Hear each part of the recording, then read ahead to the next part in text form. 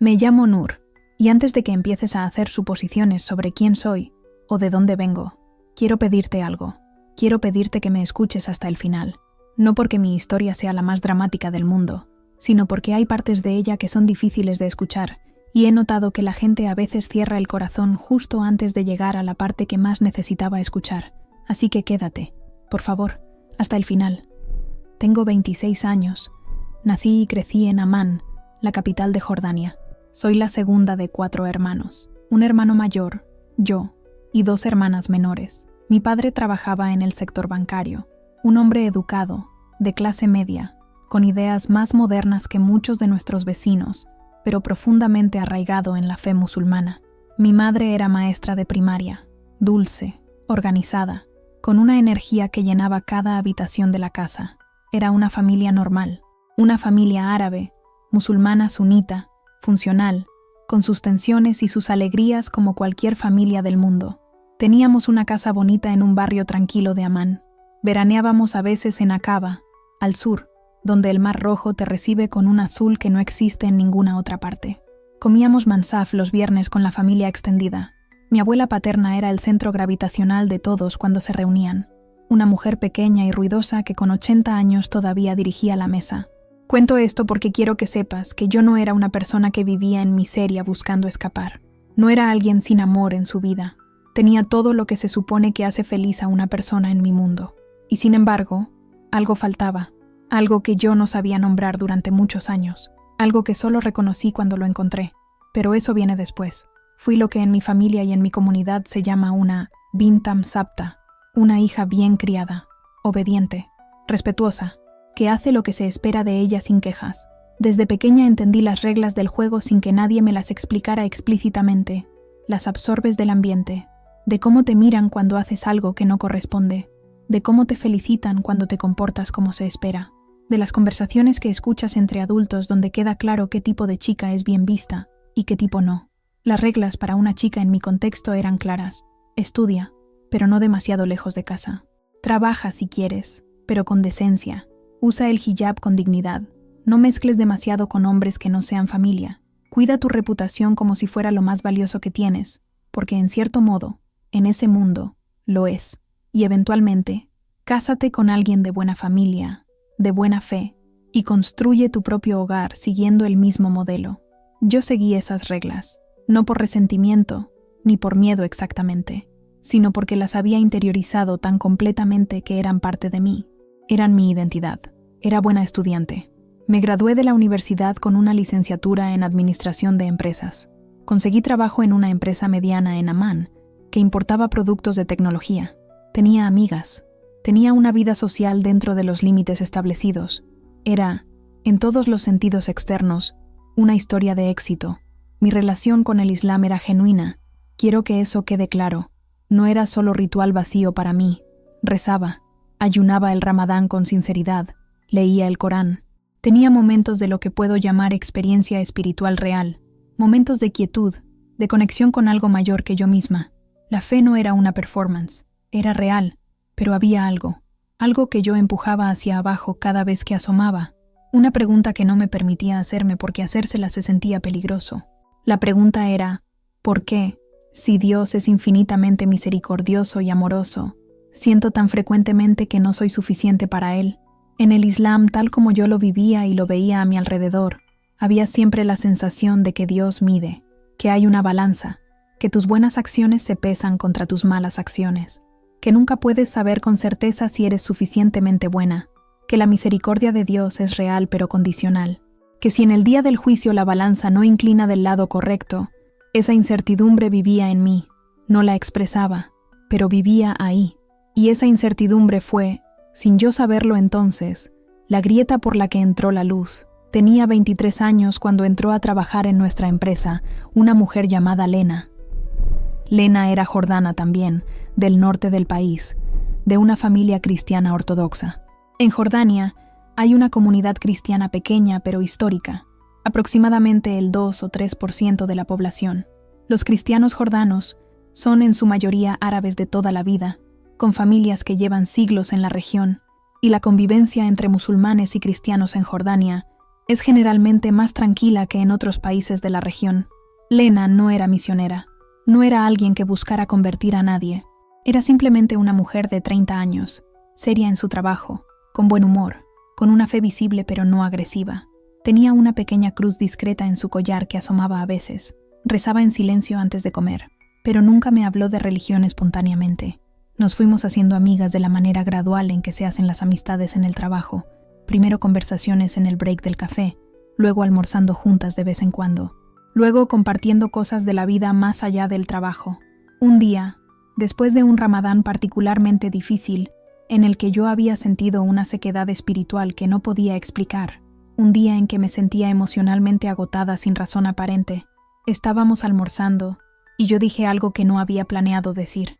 Dije, Lena, ¿tú alguna vez sientes que Dios está lejos? ¿Que haces todo lo que tienes que hacer y de todas formas hay como una distancia? Lena dejó el tenedor, me miró un momento y preguntó, ¿puedo contarte algo personal? Le dije que sí. Me contó que ella de joven había pasado por una crisis de fe, que había cuestionado todo, que había llegado a un punto donde casi deja la fe completamente, y que lo que la había anclado de nuevo no fue un argumento teológico, sino una experiencia de lo que ella describió como la presencia real de Jesús. Me habló de Jesús no como figura histórica ni como tema de debate religioso. Me habló de él como de alguien que ella conocía, con una familiaridad que yo encontré a la vez extraña y profundamente atractiva. Luego me preguntó, ¿sabes lo que dice Jesús en Mateo 11:28? Le dije que no. Ella lo citó de memoria, suavemente.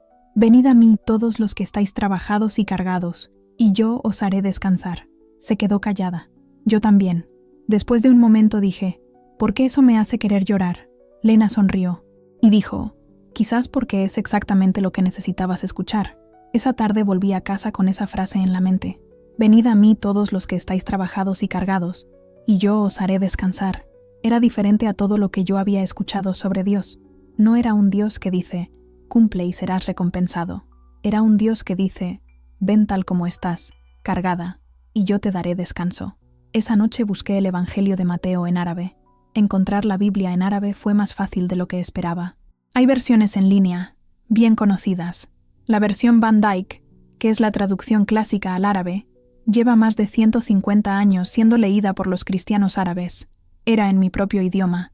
Era tan árabe como el Corán en términos lingüísticos. Eso me sorprendió.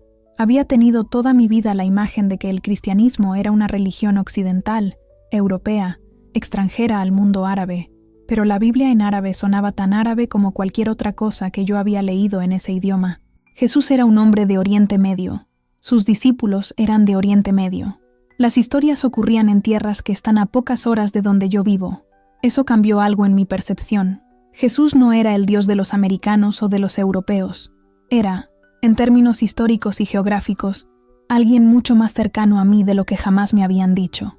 Empecé a leer, con cautela. Guardaba el teléfono en modo avión cuando leía, una precaución quizás innecesaria, pero que me daba una sensación de control sobre una situación que se sentía cada vez más incontrolable. Leí el Sermón del Monte en Mateo, capítulos 5 al 7, las bienaventuranzas. Bienaventurados los pobres en espíritu, porque de ellos es el reino de los cielos. Bienaventurados los que lloran, porque ellos recibirán consolación. Bienaventurados los mansos, porque ellos recibirán la tierra por heredad. Algo en esas palabras era radicalmente diferente a cualquier escala de valores que yo conociera. El mundo donde yo vivía premiaba la fuerza, el honor, la apariencia, y aquí había alguien diciendo que los mansos heredarían la tierra, que los que lloran serían consolados, que los pobres en espíritu tenían el reino. Era un sistema de valores completamente invertido respecto a todo lo que me rodeaba. Seguí leyendo semanas. Pasé a Marcos, luego a Lucas. Leí la parábola del hijo pródigo en Lucas 15 y tuve que detenerme. Lloré, no con sollozo, sino con ese tipo de llanto silencioso que es más profundo que el ruidoso, porque el padre en esa historia no espera que el hijo llegue a casa, se arrepentía en el camino. El padre lo ve venir de lejos y corre hacia él. No camina, corre. Dios corre hacia mí. ¿Cuándo? En toda mi vida religiosa, me habían dicho que Dios corre hacia mí. Siempre había sido yo corriendo hacia Dios, yo esforzándome, yo tratando de ser suficiente, yo con la incertidumbre de si mis esfuerzos serían aceptados. Y aquí había una historia donde el padre corre, donde el padre ve desde lejos y mueve los pies hacia el hijo antes de que el hijo llegue. Eso rompió algo en mí. Empecé a orar, no con las fórmulas aprendidas, con palabras propias, torpes, inseguras, dirigidas a Jesús. No sé si esto está bien, no sé si tú me escuchas a mí, pero Lena dice que sí, y algo en lo que leí dice que sí. Así que aquí estoy. Dime si eres real. No fue inmediato. Pasaron semanas de lectura, de preguntas, de conversaciones cuidadosas con Lena, de oración insegura. Pero hubo una noche específica. Una noche de jueves, tarde, con toda la familia dormida. Había leído Juan 14 esa noche, Jesús hablando a sus discípulos antes de su arresto, sabiendo lo que venía, y diciéndoles: no se turbe vuestro corazón, creéis en Dios, creed también en mí. Y luego: la paz os dejo, mi paz os doy, yo no os la doy como el mundo la da. No se turbe vuestro corazón, ni tenga miedo, no se turbe vuestro corazón. Mi corazón llevaba años turbado, por la incertidumbre espiritual, por la presión de ser siempre suficiente, por una ansiedad que nunca había podido nombrar pero que estaba ahí. Cerré el teléfono, apagué la luz y en la oscuridad de mi cuarto dije, en voz muy baja: Jesús, si eres quien dices ser, quiero conocerte, quiero ese descanso del que hablas, quiero esa paz, no sé lo que va a costar. Pero si eres real, yo te elijo a ti.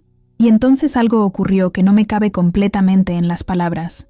La habitación no cambió, no hubo luz, no hubo voz audible, pero hubo algo que solo puedo describir como una presencia, como si de repente el cuarto, que siempre había sido solo paredes y muebles y oscuridad, se llenara de algo, una calidez, una quietud, la sensación de que no estaba sola, y junto con esa sensación vino algo más, una certeza, no una emoción pasajera, una certeza sólida, tranquila, sin gritos, como cuando alguien enciende una luz en un cuarto oscuro y de repente ves todo lo que siempre estuvo ahí, la certeza de que Jesús era real, de que me había escuchado, de que yo era conocida y amada.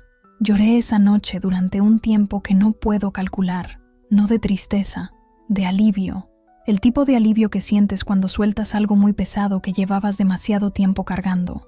Esa fue la noche en que me convertí, sin testigos, sin ceremonia, en la oscuridad de mi cuarto, en Amán, a las 2 de la madrugada, y al día siguiente me desperté diferente, no en el sentido de que los problemas desaparecieran, sino en el sentido de que el peso que yo cargaba por dentro ya no estaba de la misma manera. Algo fundamental había cambiado. Lo que siguió fue lo que yo llamo mi periodo de doble vida, aunque esa expresión suena más dramática de lo que se sentía por dentro. Por fuera seguía siendo la misma Nur, con hijab, yendo a la mezquita los viernes con la familia, comportándome como siempre. Nadie hubiera notado nada. Por dentro todo era diferente. Leía la Biblia cada noche. Oraba a Jesús cada mañana antes de levantarme. Hablaba con Lena con una frecuencia creciente, haciéndole preguntas que ella respondía con paciencia y sin presión. Ella me conectó eventualmente con una pequeña comunidad de creyentes de origen musulmán que se reunían discretamente.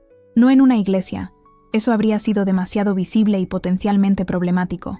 En casas privadas, en grupos pequeños, con precaución. Fui a mi primera reunión de ese grupo con un miedo que me hacía temblar las manos. Era en el apartamento de una mujer de unos 40 años, Mariam, que había creído 20 años antes y que tenía una serenidad que yo deseaba con toda mi alma. Había otras 4 personas. Leímos juntos, oramos juntos, comimos juntos. Fue la primera vez en mi vida que tuve comunidad espiritual real, no el ritual colectivo de la mezquita, que también tiene su valor, sino personas que se sentaban juntas y hablaban de Dios con sus propias palabras, que se contaban sus luchas, que oraban las unas por las otras con nombres y detalles específicos. Eso era nuevo para mí, y era poderoso. Pasé casi un año en ese secreto. Un año de crecimiento espiritual enorme, de aprendizaje acelerado, de una paz interior que no había conocido antes, pero también un año de tensión, porque mantener un secreto de ese tamaño con tu familia, con las personas que más amas, tiene un costo de distancia emocional, de conversaciones a medias, de momentos donde querías decir algo y no podías. Había momentos en que miraba a mi madre rezar y quería decirle: «Mamá, encontré algo que quiero mostrarte», pero no podía, no todavía, porque en Jordania, a diferencia de algunos otros países, La apostasía no está penalizada formalmente en el Código Penal, pero las consecuencias sociales, familiares y en ciertos círculos religiosos son muy reales, y dependiendo de los círculos en que se mueva tu familia, las consecuencias pueden ser mucho más que sociales. La familia de mi padre tenía vínculos con círculos religiosos conservadores que yo no conocía completamente hasta que ocurrió lo que ocurrió. Mi hermano mayor se llamaba Tariq. Tiene 30 años, 2 más que yo. Tariq y yo habíamos tenido siempre una relación cercana de infancia, pero que se había ido distanciando a medida que crecíamos. Él era más religioso que el resto de la familia, más estricto, con un grupo de amigos que yo siempre encontré un poco intimidante sin poder explicar bien por qué. Un domingo por la tarde, Tariq entró a mi cuarto sin llamar. Yo tenía el teléfono en la mano y estaba leyendo el Evangelio de Lucas. No alcancé a cerrar la aplicación a tiempo. Me preguntó qué estaba leyendo. Le dije que era una noticia, pero Tariq era rápido. Se acercó.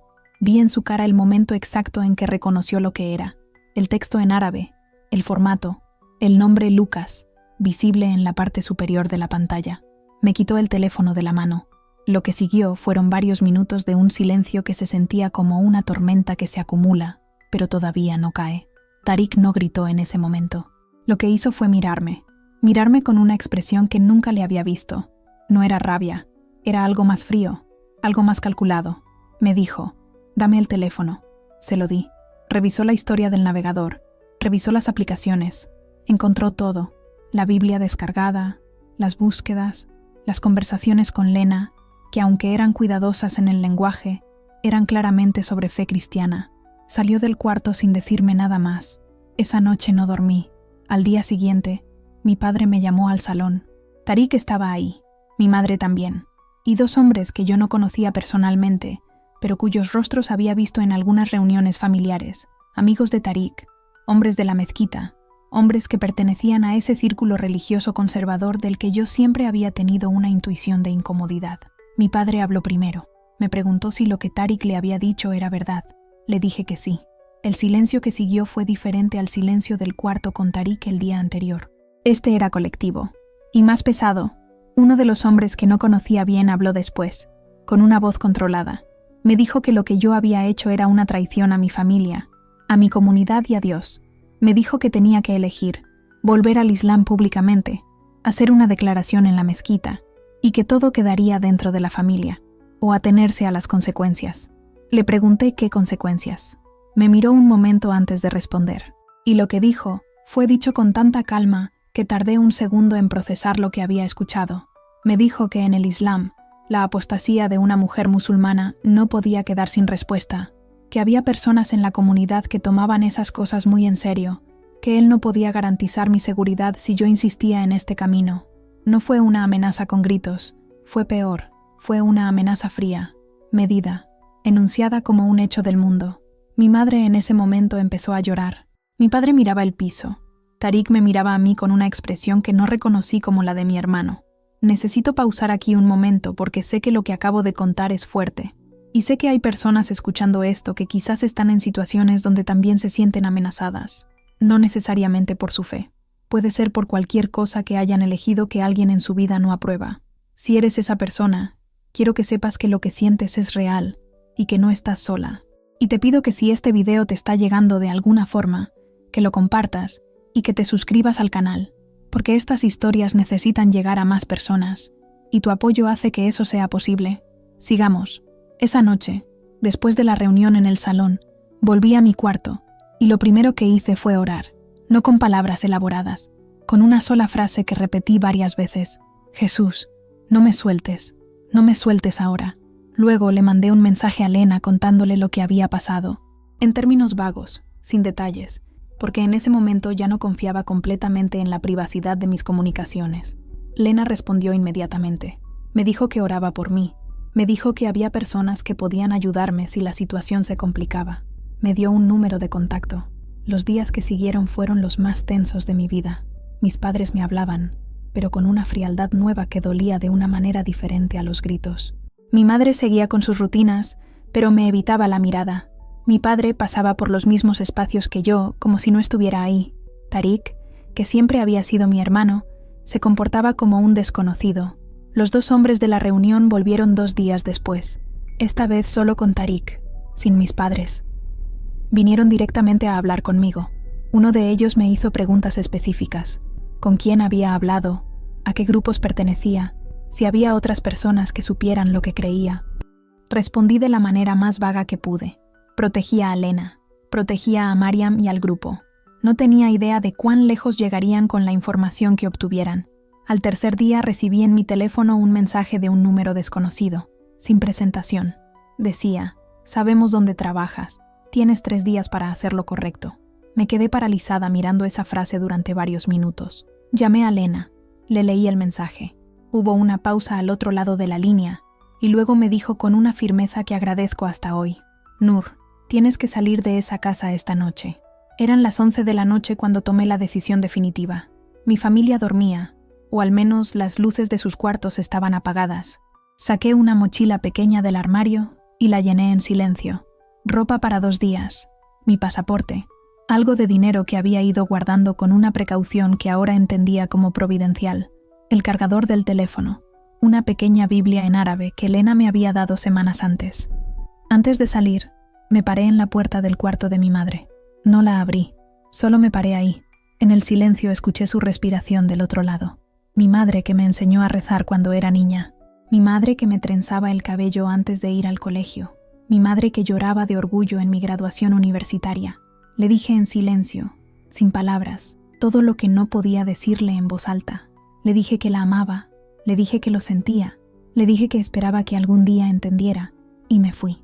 Bajé las escaleras despacio, sin encender luces, con la mochila al hombro. Abrí la puerta de entrada con una delicadeza que tardó lo que pareció varios minutos. La cerré despacio desde afuera. La calle estaba casi vacía. Hacía frío. Era invierno en Amán. Caminé rápido en dirección contraria a la mezquita del barrio, que era el punto de referencia de los hombres que me habían amenazado. Lena estaba esperándome a 3 calles de distancia en su auto. Cuando la vi, las piernas me temblaron de una manera que no pude controlar. Me metí al auto, y ella no dijo nada. Solo arrancó. Manejamos durante 20 minutos a través de Amán dormida. Llegamos a un apartamento que no conocía. Era el de una amiga de Lena, una mujer cristiana, que nos abrió la puerta a medianoche sin preguntar nada, como si hubiera estado esperando exactamente esto. Me senté en su sofá, y ahí, en ese apartamento desconocido, a medianoche, con una mochila pequeña que contenía todo lo que me había llevado de mi vida anterior, finalmente lloré, con todo, con el cuerpo entero. Lloré por mi madre, por mi padre, por la casa donde crecí, por Tariq, que ya no era el Tariq que yo conocía, por la vida que se había cerrado detrás de mí como una puerta que sabe que no va a volver a abrirse de la misma manera. Y en medio de ese llanto, algo extraño pasó. Sentí esa presencia otra vez, la misma del cuarto a las 2 de la mañana cuando le dije que sí a Jesús. Como alguien que se sienta a tu lado en el sofá. Sin palabras, solo presencia. Eventualmente paré de llorar. Me sequé la cara, y la dueña del apartamento me trajo una taza de té. Nos sentamos en silencio. Y después de un rato ella dijo simplemente: «Estás aquí, estás a salvo. Dios te trajo hasta aquí». Yo asentí. No tenía palabras, pero tenía certeza. Pensé que lo más difícil ya había pasado. Me equivoqué. 2 días después de mi huida, mientras estaba todavía en el apartamento de la amiga de Lena, recibí una llamada de un número que no reconocí. Contesté porque esperaba noticias de la red de apoyo que me estaban ayudando a planificar los siguientes pasos. Era una voz de hombre que no reconocí. Me llamó por mi nombre. Me dijo que sabían que había salido de mi casa. Me dijo que sabían que estaba con la cristiana refiriéndose a Lena. Me dijo que tenía 24 horas para volver a casa y retractarme públicamente, y que si no lo hacía, había personas que estaban dispuestas a resolver el asunto de otras maneras. Colgué. Las manos me temblaban. Lena llamó inmediatamente a una organización que trabaja con personas en situaciones de persecución religiosa. No voy a nombrar la organización porque siguen trabajando en Jordania y no quiero comprometer su seguridad. Pero puedo decirte que existen esas organizaciones. Personas valientes que arriesgan mucho para ayudar a personas en situaciones como la mía. La organización nos indicó que yo necesitaba salir del país lo antes posible, que mientras más tiempo pasara en Jordania, más aumentaba el riesgo. Me dijeron que había casos documentados de mujeres en situaciones similares que habían sufrido violencia de honor por parte de miembros de su propia familia o comunidad. No me lo dijeron para asustarme, sino para que entendiera la seriedad de la situación. Esa noche oramos. Lena, la dueña del apartamento, yo y 2 personas de la organización que vinieron a reunirse con nosotros. Oramos por mi seguridad, por mi familia, por sabiduría en los próximos pasos, porque Dios abriera el camino. Y lo abrió.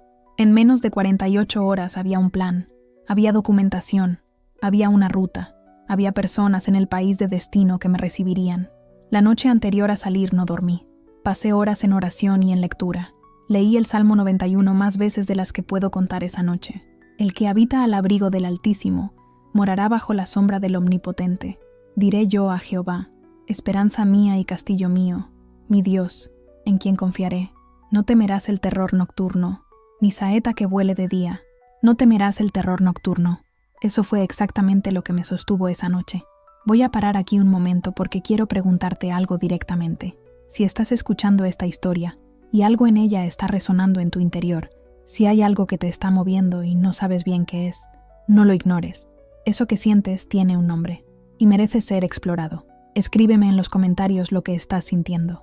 Una sola palabra si quieres, o simplemente escribe aquí, para que sepas que este espacio existe para ti y para que yo sepa que no estoy contando esta historia al vacío.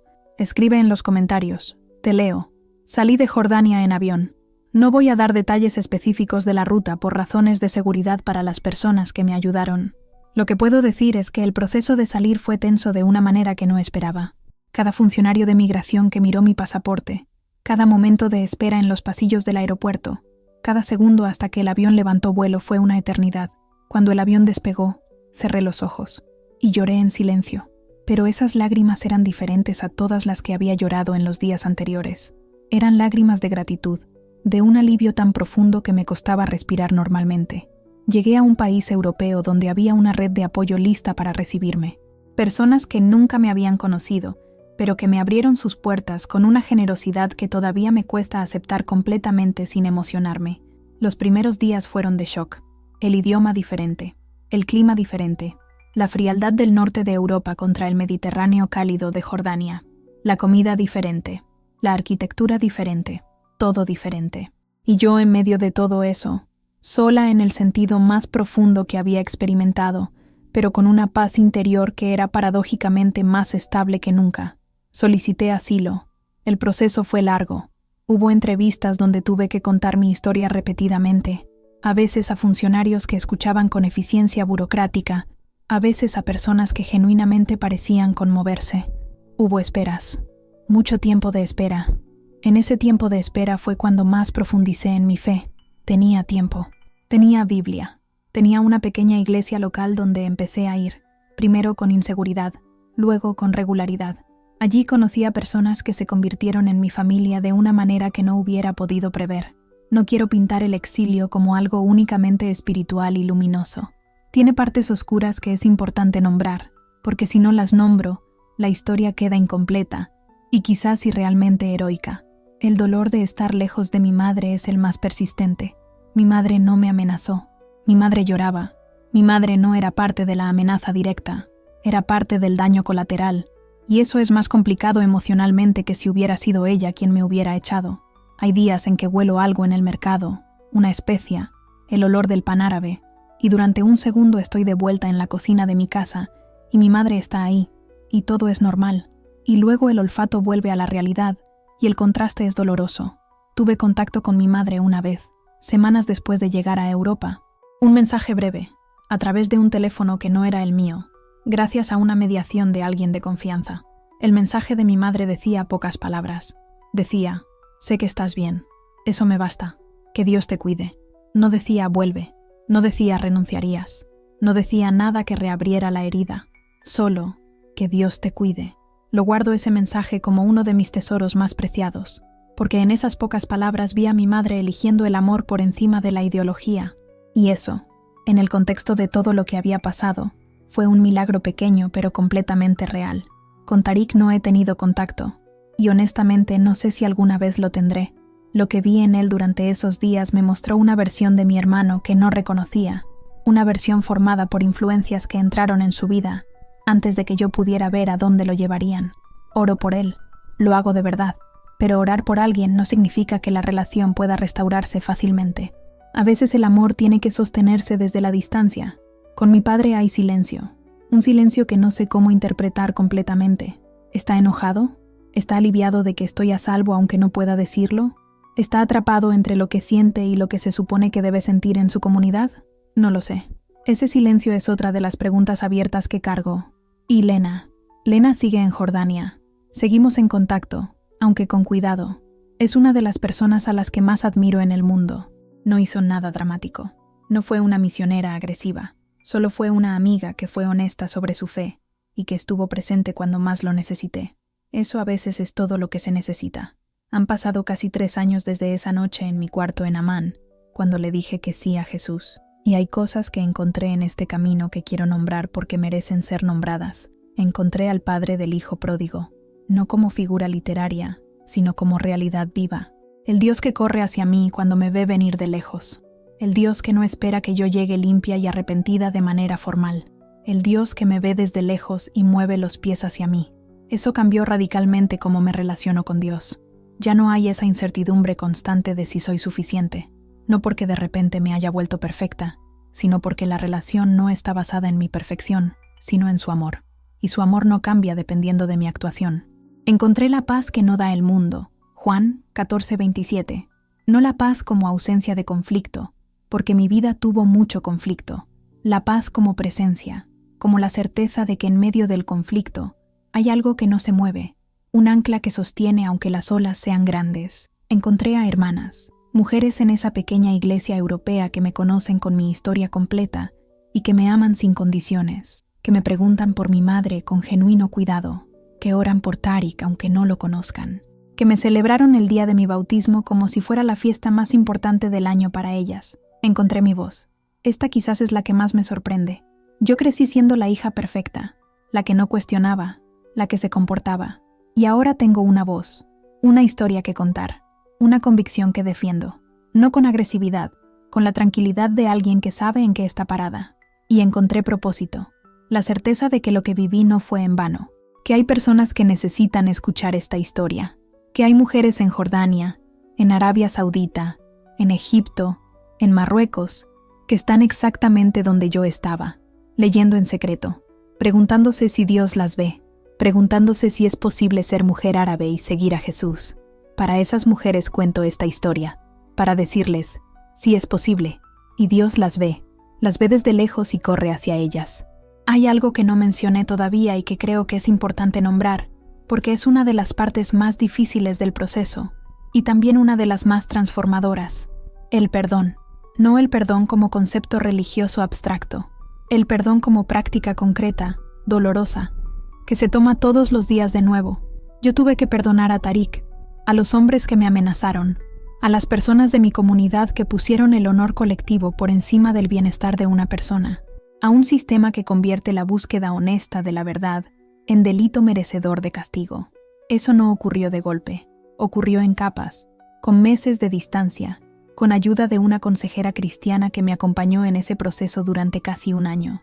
Una mujer que me ayudó a entender que el perdón no es decir que lo que pasó estuvo bien, no es minimizar el daño, no es restaurar una relación que quizás no puede restaurarse, es soltar la cuenta que tienes con alguien, es dejar de cargar ese peso porque el peso te hace daño a ti, no a ellos. Colosenses 3:13. Soportándoos unos a otros, y perdonándoos unos a otros si alguno tuviere queja contra otro. De la manera que Cristo os perdonó, así también hacedlo vosotros. De la manera que Cristo os perdonó, eso es el estándar. Y el estándar es alto, porque Cristo perdonó sin que lo merecieran. Perdonó desde la cruz, a quienes lo habían clavado en ella.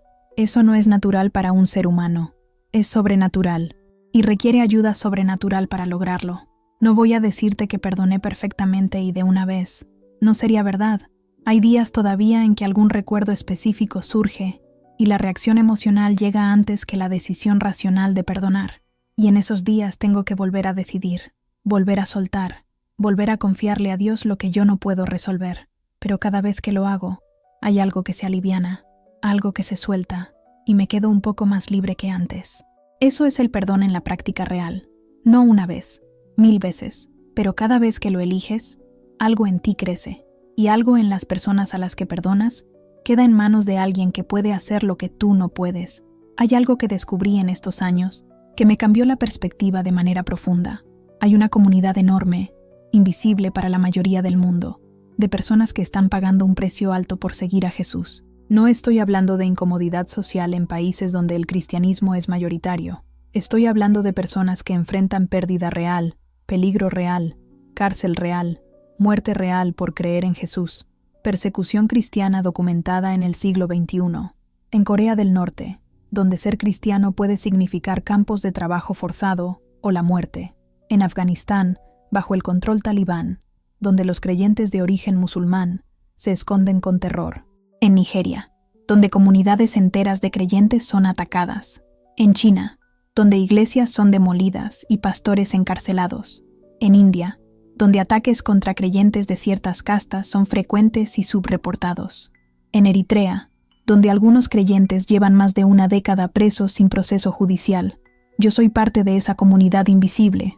Y tú, si escuchas esto desde un lugar seguro, también eres parte de ella si eres creyente, porque la iglesia no tiene fronteras nacionales. La iglesia es el cuerpo de Cristo, y cuando una parte del cuerpo sufre, todo el cuerpo siente.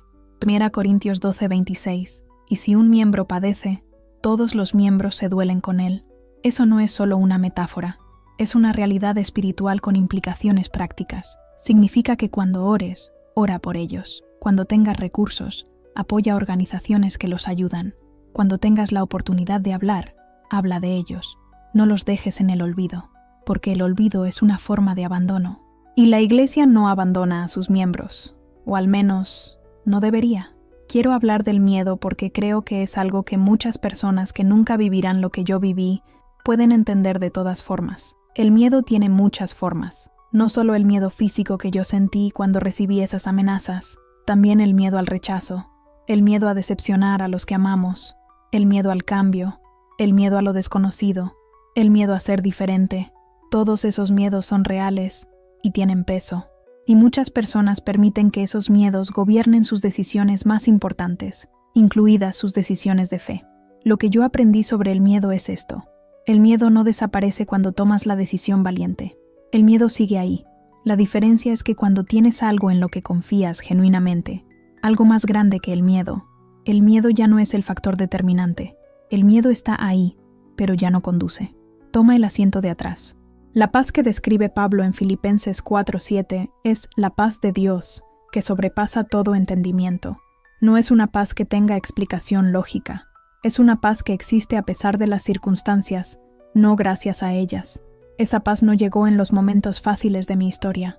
Llegó exactamente en los momentos más difíciles, en el aeropuerto, en el cuarto del centro de acogida, en las noches de insomnio pensando en mi familia.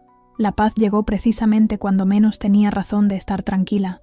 Y eso, más que cualquier argumento teológico, más que cualquier razonamiento intelectual, es lo que me confirma cada vez que lo vivo, que lo que tengo es real. Tengo sueños. Los perdí por un tiempo durante los meses más duros del exilio, pero los fui recuperando. Sueño con poder algún día ayudar a otras mujeres que están en la situación en que yo estuve. No con grandes proyectos ni organizaciones enormes, con presencia, con ser el tipo de persona que Elena fue para mí. Alguien que está presente, que es honesta sobre su fe, que no presiona pero que está disponible cuando alguien tiene preguntas. Sueño con estudiar teología de manera más formal, no para convertirme en pastora necesariamente, sino porque quiero entender más profundamente lo que creo, porque la fe que vale la pena tener es la fe que se examina y que sobrevive el examen. Sueño con que algún día mi madre sepa quién soy de verdad y me ame de todas formas. No sé si eso ocurrirá, pero Dios puede hacer cosas que yo no puedo imaginar, y mientras tanto, oro por ella. La llevo conmigo a donde vaya, y sueño, a veces, con volver a ver el mar rojo, Aqaba, el azul que no existe en ninguna otra parte, no como residente permanente.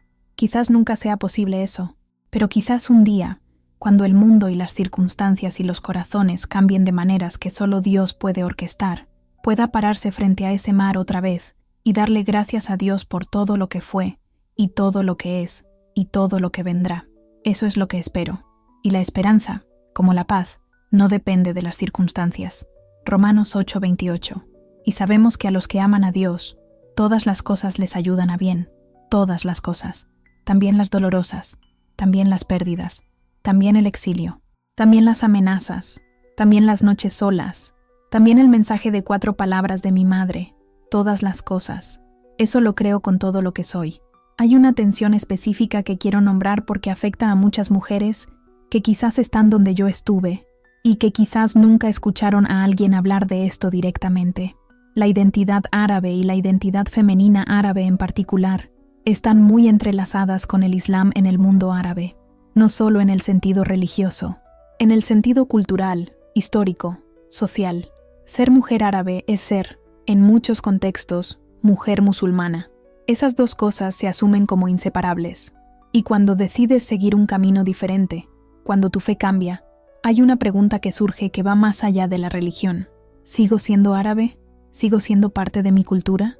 ¿O me convertí en algo que ya no pertenece a ningún lado? Esa pregunta me torturó durante un tiempo. Y la respuesta que encontré, con tiempo y con ayuda, fue esta. Soy árabe. Soy jordana. Hablo árabe. Sueño en árabe. Pienso en árabe cuando estoy cansada. El mansaf de los viernes está en mi memoria muscular. El sonido de la llamada a la oración me resulta familiar aunque ya no me convoque. El azul del Mar Rojo es mi referencia de belleza. Eso no cambió. No puede cambiar porque es parte de quien soy. Lo que cambió es mi relación con Dios. Y esa relación no elimina mi identidad cultural. La habita. La llena de contenido nuevo sin borrar lo que ya estaba. Jesús no era europeo. Era de Oriente Medio. Hablaba arameo, una lengua semítica prima hermana del árabe. Vivió en una cultura mediterránea cálida y relacional. Conocía el desierto, el mar, las montañas rocosas. Conocía el mundo árabe antes de que se llamara árabe. Ese Jesús no me exige dejar de ser árabe para seguirlo. Me invita a seguirlo siendo exactamente lo que soy. Eso liberó algo en mí que ni siquiera sabía que estaba atado. Llegué a Europa en invierno, y el invierno europeo es diferente al invierno de Amán. En Amán, el invierno tiene frío, pero tiene luz. Los días son cortos, pero el sol aparece. En el norte de Europa, los días de invierno son grisáceos, con una oscuridad que llega a las 4 de la tarde y no se va hasta las 9 de la mañana. Ese primer invierno fue físicamente impactante para mí. Vivía en un centro de acogida para solicitantes de asilo, un edificio grande, funcional, sin calidez, cuartos compartidos, comidas a horarios fijos, baños comunes, una rutina impuesta desde afuera que era al mismo tiempo estructura y jaula. Había mujeres de muchos países: Siria, Eritrea, Somalia, Irak, Afganistán, mujeres con historias que hacían que la mía, aunque dura, pareciera casi simple en comparación. Mujeres que habían cruzado el Mediterráneo en barcas, mujeres que habían perdido hijos en el camino, mujeres que llevaban cicatrices visibles en el cuerpo. Estar rodeada de tanto sufrimiento ajeno tiene un efecto extraño. Por un lado te recuerda que no eres la única ni la más sufrida.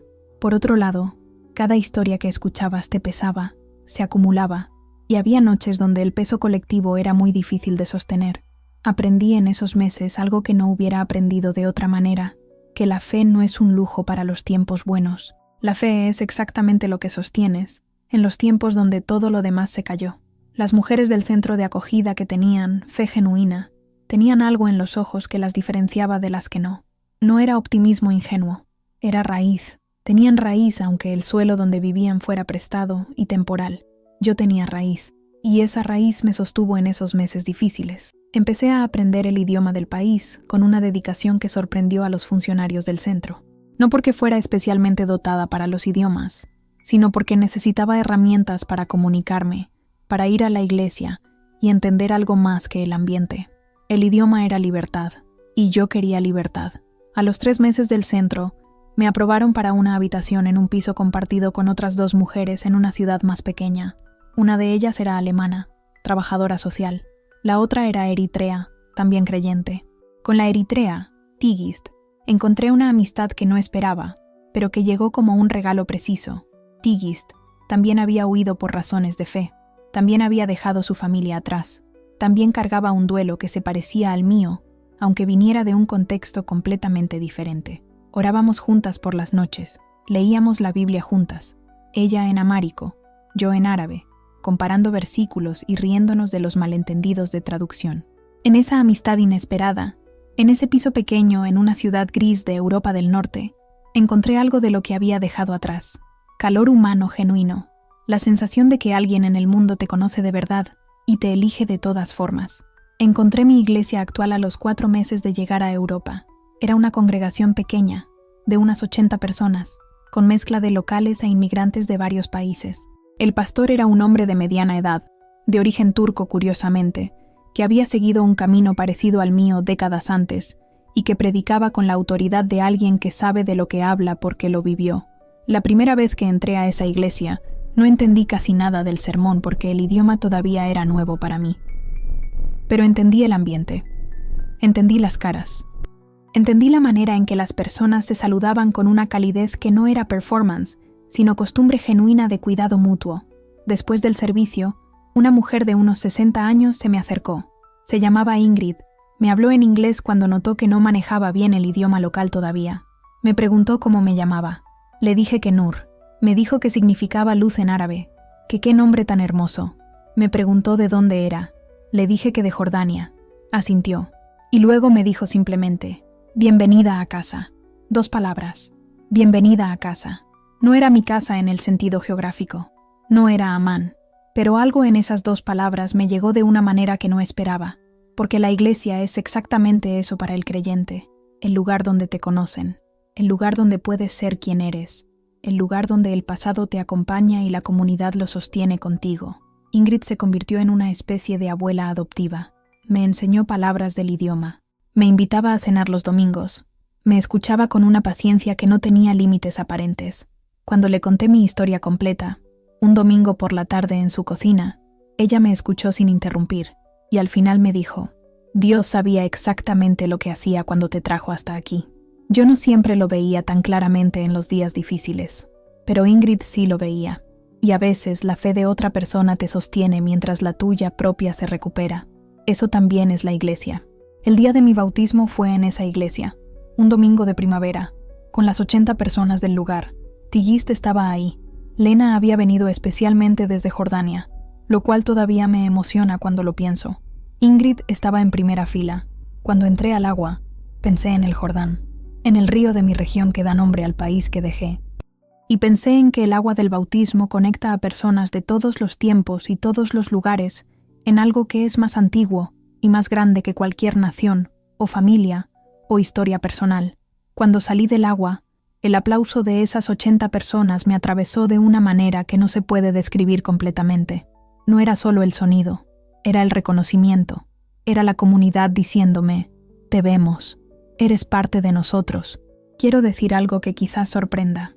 No estoy aquí para decir que el Islam es todo malo o que nada de lo que viví en él fue real o valioso. Eso sería deshonesto. El Islam me enseñó disciplina espiritual. La práctica regular de la oración 5 veces al día me formó en el hábito de detenerme para reconocer que hay algo mayor que yo. Eso tiene valor. El ayuno del Ramadán me enseñó autocontrol y la práctica de sacrificar el cuerpo por algo espiritual. La idea de que Dios es grande, infinitamente mayor que nosotros, eso es verdad y lo sigo afirmando. Lo que el Evangelio añadió fue algo que faltaba: relación. El Dios del Evangelio no es solo el grande, el incomprensible, el lejano. Es también el que se hizo cercano, el que se hizo carne, el que camina con nosotros, el que nos llama amigos, no siervos. Juan 15:15. Ya no os llamaré siervos, porque el siervo no sabe lo que hace su señor, pero os he llamado amigos, amigos, no siervos que cumplen, amigos que son conocidos y que conocen. Esa diferencia es todo para mí. Cambió la naturaleza de mi relación con Dios de una obligación a una conversación, de una actuación a una presencia mutua, y eso no lo cambiaría por nada. Sería deshonesto decirte que todo está resuelto, que el duelo terminó, que las preguntas desaparecieron. No sería verdad. Todavía me pregunto por Tariq. No con rabia ya, sino con tristeza, y con la pregunta abierta de si hay algo de mi hermano de infancia todavía ahí. La gente cambia. Dios puede cambiar a las personas. Eso lo creo, y oro por eso aunque no sepa si lo veré en vida. Me pregunto si volveré algún día a Jordania. No lo sé. El mundo es impredecible. Los contextos cambian. Pero también soy realista. Para mí, en el futuro previsible, Jordania probablemente no es un lugar donde pueda estar abiertamente como lo que soy. Me pregunto qué piensa mi padre cuando ve a otras chicas de mi edad en el barrio. Si me recuerda. Si hay algo en él que pregunta por mí aunque no pueda preguntarlo en voz alta. Esas preguntas sin respuesta son parte del peso que cargo. Y las cargo con la certeza de que Dios ve lo que yo no puedo ver. Que Él tiene acceso a los corazones cerrados. Que puede hacer en ellos lo que yo no puedo. Me pregunto también a veces sobre el sentido más amplio de todo esto. ¿Por qué Dios permite que estas situaciones ocurran? Sé las respuestas teológicas. Pero hay momentos donde la pregunta se hace desde el corazón y en esos momentos no hay respuesta que alcance completamente. Lo que queda en esos momentos es la presencia. La misma presencia que sentí en mi cuarto aquella noche. La presencia que no explica todo pero que sostiene todo. Y que me recuerda que no estoy sola en las preguntas. Que Jesús mismo preguntó desde la cruz por qué Dios lo había abandonado. Y que incluso en esa pregunta Dios estaba presente. Eso es suficiente para seguir. Quiero hablarles directamente por un momento a las mujeres que están donde yo estuve. Si eres una mujer de fondo musulmán que está haciendo preguntas sobre Jesús, que quizás ya está leyendo la Biblia en secreto, que siente esa mezcla de atracción y miedo que yo describí, quiero decirte algo específico. Primero, tus preguntas son válidas. No son señal de debilidad ni de traición. Son señal de que eres alguien que busca la verdad con honestidad, y Dios honra esa búsqueda. Segundo, el miedo que sientes es real, y sus razones son reales. No voy a minimizar el costo de este camino. En algunos contextos es alto. En algunos contextos es muy alto. Lo sé porque lo viví. Pero el miedo no tiene que ser la última palabra. El miedo dice, no puedo. La fe dice, no puedo sola, pero no estoy sola. Tercero, no tienes que hacer esto sola. Hay redes de apoyo. Hay personas que pasaron por esto antes que tú. Hay comunidades que entienden exactamente lo que estás enfrentando. Busca a alguien, un Lena en tu vida. Alguien de confianza, alguien que ya crea, que pueda ser tu primer punto de contacto. No tienes que cruzar sola.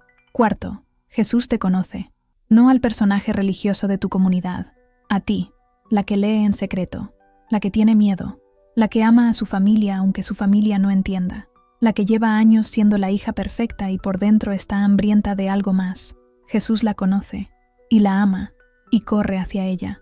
Para las personas que no son de fondo musulmán, que quizás crecieron en familias nominalmente cristianas o en familias sin ninguna fe religiosa, quiero decirles algo también.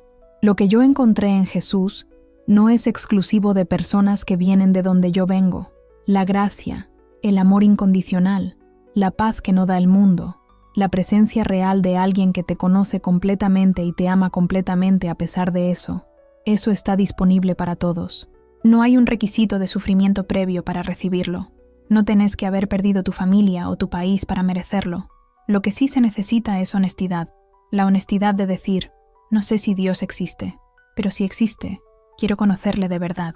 Esa honestidad es suficiente para empezar. El Evangelio de Juan es donde yo recomendaría empezar a cualquier persona, no como ejercicio intelectual, como conversación, como si leyeras una carta que alguien te escribió directamente a ti. Y si en algún punto mientras lees sientes algo que no esperabas sentir, algo parecido a lo que yo sentí en mi cuarto a las 2 de la mañana, no lo empujes hacia abajo. Habla con alguien. Busca. El que busca, encuentra. Eso no lo digo yo, lo dijo Jesús. Y en mi experiencia, es completamente cierto. Hay algo que quiero hablar porque creo que se malentiende mucho cuando se cuentan historias como la mía. La gente suele decir, eres muy valiente. Y lo entiendo. Lo dicen desde el respeto. Pero yo no me siento valiente. Lo que siento es que el amor es más fuerte que el miedo. No tomé las decisiones que tomé porque sea una persona extraordinariamente valiente. Las tomé porque llegó un punto donde la alternativa, seguir viviendo una mentira, negarme a mí misma lo que sabía que era verdad, era más insoportable que el miedo. No porque el miedo disminuyera, sino porque encontré algo que valía más que la seguridad. El valor no es la ausencia de miedo. El valor es seguir moviéndote aunque el miedo esté presente. Y lo que me permitió moverme, lo que me sostuvo en la noche que salí de mi casa con una mochila pequeña, lo que me mantuvo entera en los aeropuertos y en los cuartos de asilo y en las noches solas en Europa, no fue mi fortaleza personal, fue la presencia de alguien más poderoso que mi miedo. Jesús dijo en Juan 16:33, en el mundo tendréis aflicción, pero confiad, yo he vencido al mundo. Yo no vencí al mundo. Él venció al mundo. Y porque Él venció, yo pude seguir. Eso es lo que quiero que lleves de esta historia.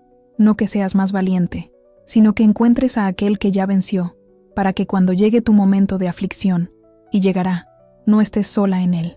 Hoy, 3 años después de aquella noche en Amán, tengo una vida pequeña todavía, construida con paciencia desde cero en un país que no es el mío, en un idioma que aprendí de adulta, con una historia que cargué durante mucho tiempo con vergüenza, y que ahora cargo con algo completamente diferente. La cargo con gratitud. Soy agradecida por Lena, por su paciencia, por su honestidad, por la manera en que fue cristiana sin haberme presionado nunca, por el versículo de Mateo 11:28 que citó en ese almuerzo y que abrió una puerta que nunca más se cerró. Soy agradecida por Mariam y el pequeño grupo en Amán, por haberme mostrado qué es la comunidad de creyentes de verdad. Soy agradecida por las personas de la organización que me ayudaron a salir, que arriesgaron algo real para que yo pudiera estar aquí contando esta historia. Soy agradecida por la iglesia pequeña en Europa donde me bautizaron. El día de mi bautismo fue el más importante de mi vida después de aquella noche en mi cuarto. Cuando salí del agua y vi las caras de las personas que me conocían y que habían orado por mí, algo que yo no sabía que podía sanar, sanó. Soy agradecida por el mensaje de mi madre, por esas pocas palabras que me dijeron que su amor era más grande que la ideología. Espero que algún día podamos hablar de verdad. Oro por eso. Dios puede hacer lo que parece imposible, y soy agradecida por la oportunidad de estar aquí, frente a esta cámara, contando esta historia. No por mí, sino por la mujer que está en su cuarto en Amán, en Riad, en El Cairo, en Casablanca, leyendo en secreto a las 2 de la mañana. Esta historia es para ella. Yo estuve ahí, sé lo que se siente, y quiero que sepa, hay camino, hay luz, y hay alguien que ya está corriendo hacia ella desde lejos. Tengo una rutina ahora, una rutina que nadie me impuso, que construí yo misma, pieza por pieza, en este país que se fue convirtiendo en mi hogar adoptivo. Me levanto, y lo primero que hago es orar. No con fórmulas aprendidas, con palabras mías. Le cuento a Jesús el día que tengo por delante. Le cuento mis preocupaciones del momento. Le cuento cuando extraño a mi madre. Le cuento cuando estoy cansada. Es una conversación, no una actuación. Leo la Biblia cada mañana, no grandes cantidades, algunos versículos, a veces un capítulo, pero con atención, con la pregunta de qué me dice hoy. No qué dijo hace 2000 años en abstracto, sino qué me dice hoy a mí, en este cuarto, en esta ciudad, en este momento de mi vida. Voy a mi iglesia los domingos, a veces también entre semana para un grupo pequeño de estudio bíblico. Sigo practicando el idioma, que mejora con cada mes, pero que todavía tiene momentos de frustración cuando quiero decir algo complejo y las palabras no llegan. Trabajo. Encontré trabajo hace un año en una pequeña empresa de importación, un mundo que conozco de mi trabajo anterior en Amán. Mi jefa sabe que soy jordana, sabe que soy solicitante de asilo, pero no conoce mi historia completa. No es necesario que la conozca para que me trate con respeto, y me trata con respeto.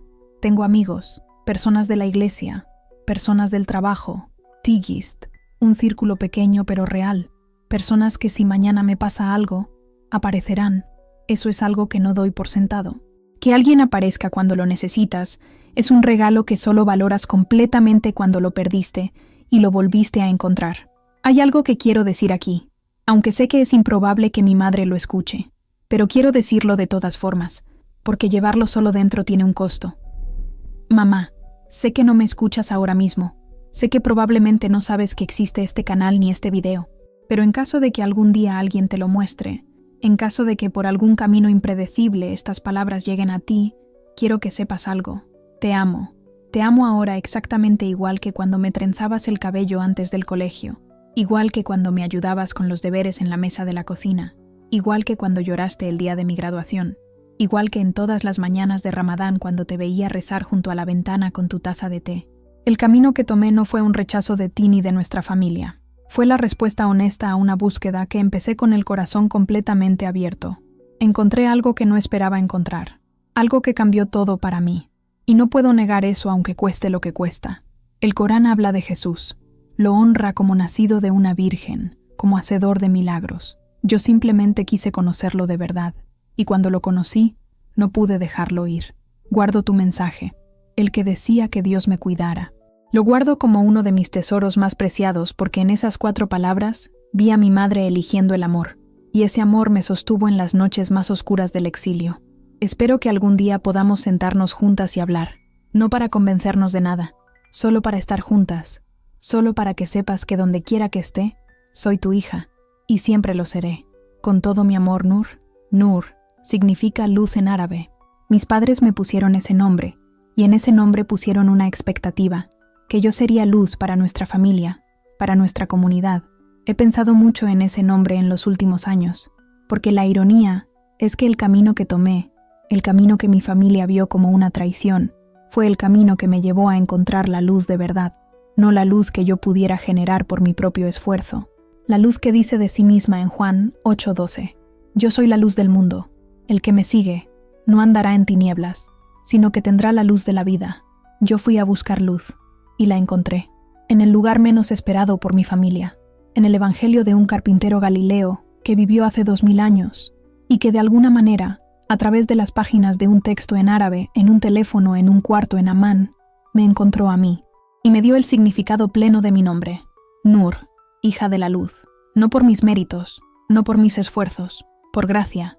Eso es lo que soy hoy, eso es lo que llevo conmigo a donde vaya, y eso nadie puede quitármelo. Si llegaste hasta aquí, si escuchaste esta historia hasta el final, quiero decirte algo directamente antes de cerrar. No sé quién eres, no sé desde dónde escuchas esto, pero sé que no llegaste a este video por accidente. Dios no funciona por accidentes. Si eres alguien que ya conoce a Jesús, espero que esta historia te haya recordado el precio que algunas personas pagan por la misma fe que tú tienes de manera gratuita. Ora por ellos. No los olvides. Son tus hermanos y hermanas aunque nunca los hayas conocido. Si eres alguien que está buscando, que tiene preguntas, que siente algo que no sabe nombrar, no lo ignores. Eso que sientes tiene un nombre y merece ser explorado con honestidad. Lee el Evangelio de Juan. Habla con alguien de confianza. Y si no tienes a nadie, háblale directamente a Jesús. Puedes hacerlo ahora mismo, en silencio, con tus propias palabras. Él escucha. Y si eres alguien que está pagando un precio alto por tu fe ahora mismo, que está en el lugar oscuro que yo describí, no estás sola. Dios te ve. Dios te conoce por nombre. Y su amor no depende de que lo merezcas. Eso fue suficiente para mí. Puede ser suficiente para ti también. Si esta historia llegó a tu corazón, si algo en lo que escuchaste hoy se quedó dentro de ti, te pido que hagas una cosa. Comparte este video con alguien. No tienes que escribir un texto largo ni explicar por qué. Solo mándaselo, porque nunca sabes quién en tu círculo es la Nur que está leyendo en secreto y necesita saber que no está sola.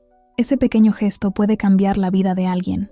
Y si quieres seguir escuchando historias como la mía, suscríbete al canal Fe Sin Fronteras. Cada semana hay una vida nueva. Cada semana hay una razón más para creer que Dios no se ha olvidado de nadie. Gracias por quedarte hasta el final. Gracias por escuchar. Que Dios te bendiga. Soy Nur, y Jesús es el camino, la verdad y la vida.